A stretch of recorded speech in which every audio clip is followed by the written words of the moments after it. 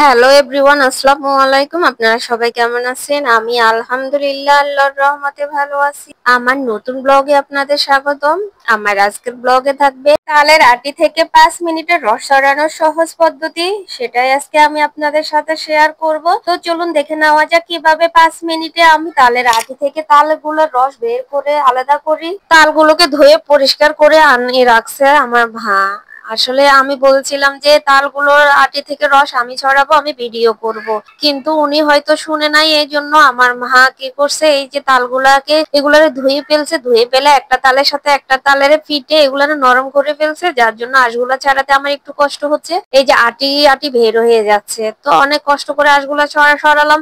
আসলে যদি তালগুলো শক্ত থাকা অবস্থায় আঁশগুলা খুব সহজে ছড়ানো যায়, কিন্তু তালগুলোকে যখন একটার সাথে একটা পিটে নরম করে ফেলে তখন আঁশগুলা কষ্ট হয় বের করতে। যাই হোক, আমি করে নিলাম, কিন্তু তালগুলা যখন একটার সাথে একটা ফিটানো হয় নরম করার জন্য, তখন না তালের আঁশগুলো আছে এগুলা হচ্ছে অনেক মানে ফিসলা টাইপের হয়ে যায়। তখন না এটা ঠিকভাবে ধরা যায় না, হাত থেকে পড়ে পড়ে যাওয়ার সম্ভাবনা থাকে। এই জন্য আমার একটু আঁশগুলা ছাড়াতে কষ্ট হচ্ছে।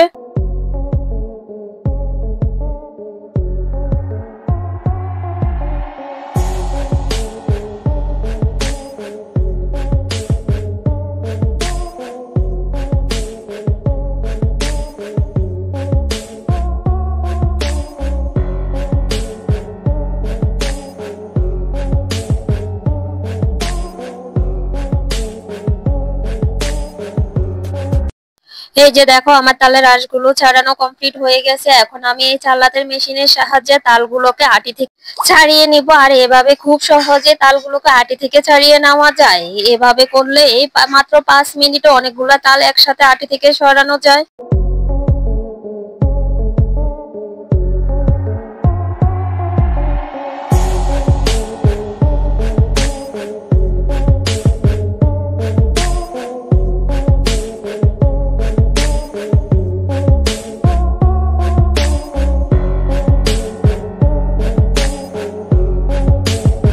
আর এই দেখুন কত সহজ ভাবে তালের রসগুলো আটি থেকে আলাদা হয়ে যাচ্ছে।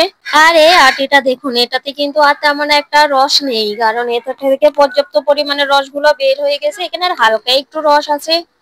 এখন তো তালের সিজন চলতেছে, আপনারা চাইলে এভাবে তালের আটি থেকে রসগুলো ছড়িয়ে খুব সহজে সংরক্ষণ করতে পারেন। আর এই দেখুন আমার তালগুলো, আমি কিন্তু এখানে কোনো রকম কোনো পরিমাণ পানি দিই নাই, তালের আটিগুলোর সাথেও পানি দিই নাই। অনেকে কি করে পানি দিয়ে তালের আটিগুলো ভিজিয়ে রাখে, আমি কিন্তু ওই রকম কিছু করি নাই। আমি বললাম না, ওই যে একটা তালের সাথে আরেকটা তাল দিয়ে আমার মা ফিটিয়ে এগুলারে একটু নরম করে নিয়েছিল, ব্যাস এতটুকুই। আর দেখো আমার তালগুলো কত স্মুথ হয়েছে, আর এগুলা অনেকটাই গাঢ়, কারণ এখানে আমি কোনো পানি ব্যবহার করিনি। এই জন্যই আমার তালগুলো দেখতে অনেক বেশি সুন্দর হয়েছে।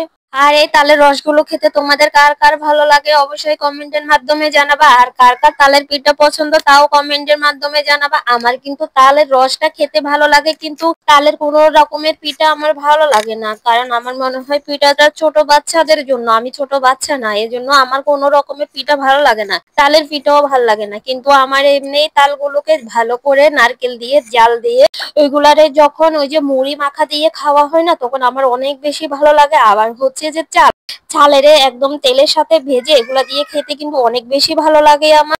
তো দেখুন একইভাবে আমার সবগুলো তাল নেওয়া কমপ্লিট হয়ে গেছে। এখন আমি একটা ছাঁকনির সাহায্যে তালগুলা ছেঁকে নিব। আসলে এখানে কয়েকটা বড় বড় আঁশ আছে, এই জন্য আমি এগুলা ছাঁকনির সাহায্যে ছেঁকে নিব। আর এগুলা দেখো এতটাই গাঢ় যে ছাঁকুনি দিয়ে সহজে পড়তে চাইতেছে না, আর এগুলো আমি হাতে নিয়ে ছাঁকুনির মধ্যে নিতেছি।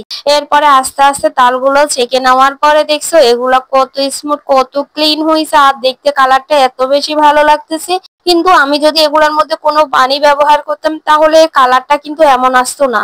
পানি ব্যবহার করলে এগুলা একটু সাদা সাদা বর্ণের হয়ে যাইতো, আর এগুলার মধ্যে কতগুলো ফেনা থাকতো।